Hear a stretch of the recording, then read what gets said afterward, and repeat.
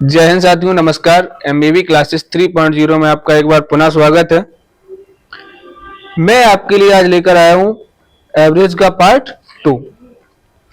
उससे पहले मैं आपको बताता चलूं, आप कोई भी काम कीजिएगा, जिंदगी में कोई भी स्टार्टअप करें, उसमें पूरी शिद्दत या पूरी मेहनत जान लगा दीजिएगा सर, क्योंकि बिना शिद्दत के कोई भी काम पूरा नहीं हो सकता है।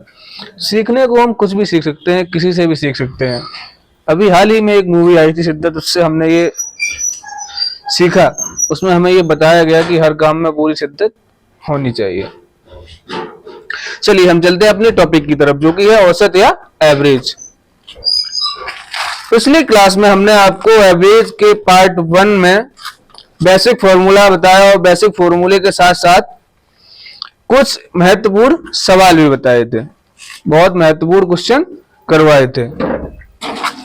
आज इस क्लास में हम आगे कुछ महत्वपूर्ण क्वेश्चन को सॉल्व करेंगे। चलिए सबसे पहले हम देख लेते हैं मुख्य फार्मूले की सहायता से एक सवाल को, रिवीजन हो जाएगा हमारा जो हमने पहले लगाए थे पिछली क्लास में, उसी के अनुसार एक सवाल देख लेते हैं। सवाल है हमारे पास, यदि रवि की 3 वर्षों की कमाई क्रमशः 6,000, 5,000 और 1,000 रुपया है। कोई रवि भाई साहब, इनकी 3 वर्षों की जो कमाई है 6,000 रुपया, 5,000 रुपया और 1,000 रुपया है। हमें औसत निकालना है कि इनकी औसत कमाई क्या होगी। चलिए हम रिवीजन कर लेते हैं। फॉर्मूला है हमारे पास कुल पदों का योग बटे पदों की संख्या, या कुल पदों का योग बटे कुल पदों की संख्या। कुल पदों का योग पद हमारे पास कौन कौन से है? 6,000, 5,000, 1,000। फॉर्मूले में क्या है? कुल पदों का योग। तो 6,000 प्लस 5,000 प्लस 1,000 योग कर दिया हमने, अपॉन में पदों की संख्या, बटे में पदों की संख्या है साथियों। चलिए लिखते हैं। अब क्या करेंगे हम? योग, ये तो हमने ऐड का चिन्ह लगाया है, प्लस का उनका योग भी कर देंगे। 6,000 और 5,000 11,000 होता है। 6, 5, 11 और 1 12, ये हो गया हमारा 12,000 अपॉन 2। अपॉन में 2 कहां से है? फॉर्मूले से। अपॉन में 2 हमें फॉर्मूले से पता चलता है। अपॉन में हमने 2 कर दिया। कट कर देंगे या डिवाइड कर देंगे। 2 से हम 12 काटेंगे तो 6 बार जाएगा, या 12 में हम 2 से जब डिवाइड करेंगे तो 6 बार जाएगा। इसके बाद अपने पास बचते हैं 3 जीरो। तो औसत क्या निकला? सॉरी, फॉर्मूले में हमारे पास है कि कुल पदों का योग बटे कुल पदों की संख्या। मैं माफी चाहूंगा, थोड़ी मिस्टेक हो गई इस सवाल में। कुल पदों का योग बटे कुल पदों की संख्या। तो हमें क्या करना है? पदों की संख्या लिखनी है। 1, 2, 3 कितने पद है? 3 पद है, तो हम अपॉन में 3 लिखेंगे यहाँ। ठीक है साथियों, आगे वही प्रोसेस पूरी ऐड कर देंगे। 12,000 हो जाएगा, अपॉन में 3 हो जाएगा। ठीक है साथियों, चलिए क्रॉस करते हैं। 4, 3, 0, ये हमारा 4,000 रुपए आंसर आ जाएगा। या जो रवि है, इनकी जो 3 वर्षों की कमाई है, औसत कमाई, वो कितनी है? 4,000 रुपया। चलिए चलते हैं हम दूसरे क्वेश्चन की तरफ। फॉर्मूला हमारे पास है लगातार n प्राकृतिक संख्याओं का योग बराबर n प्लस 1 बटे में 2। n प्लस 1 बटे में 2, या पहली संख्या प्लस अंतिम संख्या बटे 2, दोनों फॉर्मूले से हम निकाल सकते हैं। चलिए निकालने की कोशिश करते हैं। पहले हम देखते हैं, क्वेश्चन है हमारे पास 1 से लेकर 50 तक की प्राकृतिक संख्याओं का योग क्या होगा?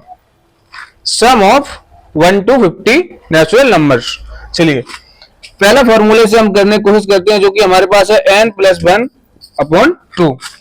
n प्लस 1 अपॉन 2, जहां n बराबर, आपको पता है हमने आपको नंबर सिस्टम में पढ़ाया था और कई प्रकार के ऐसे सवाल पढ़ाए हैं जहां पर n शब्द प्रयोग हुआ है। n मीन्स अंतिम संख्या। मैथ में n मीन्स अंतिम संख्या या लास्ट डिजिट, लास्ट नंबर, ध्यान रखिएगा, हमेशा काम आएगा। अंतिम संख्या क्या है यहाँ पर? 50, लास्ट डिजिट 50 है। एक से लेकर जब हम 50 तक की गिनती लिखेंगे या एक से लेकर 50 तक की प्राकृतिक संख्याएं लिखेंगे तो अंतिम संख्या हमारी क्या हो जाएगी, 50 हो जाएगी साथियों। प्लस 1 है तो हम क्या करेंगे, प्लस 1 कर देंगे अपॉन 2। ठीक है साथियों, मैं आशा करता हूं आपको समझ में आ रहा होगा। बहुत ही अच्छे तरीका से हम बहुत ही बेस से लेकर चल रहे हैं एकदम, जिससे कि आपको समझ में आए आसानी से। ऐड करेंगे 50 प्लस 1 इज इक्वल टू 51 हो जाएगा अपॉन 2 है। जब इसमें हम डिवाइड करेंगे 2 से तो हमारा आ जाएगा 25.5, यही हमारा आंसर हो जाएगा। अतः हम कह सकते हैं कि 1 से लेकर 50 तक की प्राकृतिक संख्याओं का जो औसत होगा वो कितना होगा, 25.5। ठीक है साथियों, चलिए कुछ अन्य महत्वपूर्ण सवालों के बारे में हम चर्चा करते हैं। अब यदि हमसे कह दिया जाए कि 1 से लेकर 100 तक की प्राकृतिक संख्याओं का योग बताइए, या 75 तक देख लेते हैं हम, 1 to 75। 1 से लेकर 75 तक की प्राकृतिक संख्याओं का औसत ज्ञात कीजिए। इस प्रकार आएगा सवाल, 1 से लेकर 75 तक की, या कोई भी संख्या दे सकते हैं, लास्ट डिजिट कोई भी दे सकते हैं। एग्जाम्पल के तौर पे हमने यहां रखा है 75, 1 to 75। 1 से 75 तक की प्राकृतिक संख्याओं का औसत, चूंकि हम औसत पढ़ रहे हैं इसलिए हम औसत निकाल लेंगे साथियों। औसत क्या होगा, क्या है formula, n plus 1 upon 2। n क्या है, हमारी अंतिम वैल्यू क्या है, 75 प्लस 1 अपॉन 2 क्या हो जाएगा, 76/2। 76/2 76/2। अब हम डिवाइड कर देंगे 2 से, आंसर आ जाएगा हमारा 38। यही हमारा आंसर हो जाएगा। ठीक है साथियों, चलिए चलते हैं अगले सवालों की तरफ। बहुत ही महत्वपूर्ण टॉपिक है औसत, कॉम्पिटिटिव एग्जाम में, प्रतियोगी परीक्षाओं में बार बार देखने को मिलता है। इससे जो हम सवाल आपको बता रहे हैं ये सवाल बार बार देखने को मिलते हैं। अतः आप कोशिश कीजिएगा समझने की, और मैं आशा करता हूँ समझ में आ जाएंगे, क्योंकि हम बहुत ही बेस से पढ़ा रहे हैं आपको। चलिए एग्जाम्पल अगला करने की कोशिश करते हैं। नेक्स्ट एग्जाम्पल, यदि हमसे कोई 2 से 20 तक की सम संख्याओं का औसत पूछे, सम संख्याओं का औसत पूछे, औसत क्या होगा। क्वेश्चन है हमारे पास 1 से लेकर 20 तक की सम संख्याएं जो होती हैं उनका औसत क्या होगा। फॉर्मूला है हमारे पास, ध्यान दीजिएगा, फॉर्मूला लिखेंगे, पहली संख्या प्लस अंतिम संख्या बटे में 2, first number plus last number upon 2। ध्यान रखिएगा। अब देखिए 2 से 20 तक की संख्याओं का औसत ज्ञात कीजिए, या 2 से 20 के बीच की, 2 से लेकर 20 के बीच की सम संख्याओं का औसत ज्ञात कीजिए।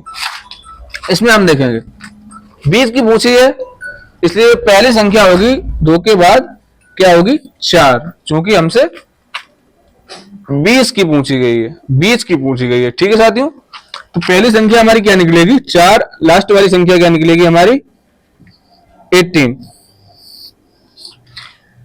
अगर 2 से 20 तक पूछा जाता तो हम 2 लिखते और 20 भी लिखते। हमसे पूछा गया है 20 की, 2 से 20 के बीच की सम संख्याओं का औसत, इसलिए हम ना तो 2 लिखेंगे ना ही 20 लिखेंगे, आगे वाली संख्याएं लिखेंगे। ठीक है, चलिए पहली संख्या हमारी क्या है, 4 है। दूसरी संख्या हमारी क्या है, या लास्ट संख्या हमारी क्या है, 18 अपॉन 2। ऐड कर देंगे, 18 और 4 22 होते हैं, बटे में 2, यानी कि 11 आंसर आ जाएगा हमारा। ठीक ठीक है साथियों, आंसर आ जाएगा 11। मैं आशा करता हूं कि आपको समझ में आया होगा। चलिए और देख लेते हैं। मान लीजिए हमसे अगर 20 की ना पूछते तो 2 से 20 तक की ही पूछ देते। 2 से 20 तक की सम संख्याओं का औसत क्या होगा। अभी उस सवाल में हमसे 20 की संख्याएं पूछी थी, इस सवाल में हमसे 2 से 20 तक की पूरी सम संख्याओं को पूछा है। तो पहली संख्या क्या हो जाएगी हमारी, 2 हो जाएगी। अंतिम संख्या हमारी क्या हो जाएगी, 20 हो जाएगी। इधर अपॉन में 2 होता है, 20 और 2 22 होगा हमारा, 22/2 यानी कि 11। ठीक है साथियों, ठीक। चलिए आगे कुछ अन्य सवालों के बारे में हम चर्चा कर लेते हैं जो कि बहुत ही महत्वपूर्ण है परीक्षा की दृष्टि से। 1 से